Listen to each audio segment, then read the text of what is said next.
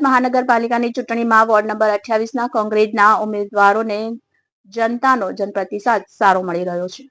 Dumas beach અને આસપાસના દરિયા વિસ્તારમાં મરીન ટાસ્ક ફોર્સનું સઘન પેટ્રોલિંગ। સુરક્ષા નિષ્ણાતોના મતે કોઈપણ આતંકવાદી ઘટના બાદ તરતનો સમયગાળો હાઈ એલર્ટનો હોય છે, પરંતુ તેના કરતાં પણ વધુ નિર્ણાયક સમયગાળો હાઈ એલર્ટ બાદ જ્યારે પરિસ્થિતિ થાળે પડે અને નોર્મલ થાય છે ત્યારનો હોય છે, કારણ કે આ સમયમાં જો પૂરતી તકેદારી ન રાખવામાં આવે તો ફરી કટોકટી સર્જાઈ જાય છે। આ જ વાસ્તવિકતાને ધ્યાનમાં રાખી મરીન ટાસ્ક ફોર્સ આ વિસ્તારમાં વિશેષ સજ્જતા સાથે પેટ્રોલિંગ હાથ ધર્યું।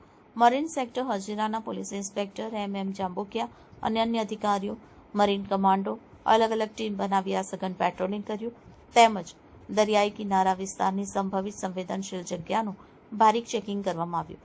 મરીન ટાસ્ક ફોર્સે નાગરિકોને અપીલ કરી કે કોઈપણ શંકાસ્પદ પ્રવૃત્તિ કે વ્યક્તિ દેખાય તો તાત્કાલિક પોલીસ કંટ્રોલ રૂમને જાણ કરવી સુરક્ષા એકતાની ભાવનાથી શક્ય છે। આ સઘન પેટ્રોલિંગથી ડુમસ બીચ અને આસપાસના ગામોના દરિયાકાંઠા વિસ્તારમાં સુરક્ષા વધુ મજબૂત બની છે અને સ્થાનિક લોકોમાં પણ રાહતનો માહોલ છે।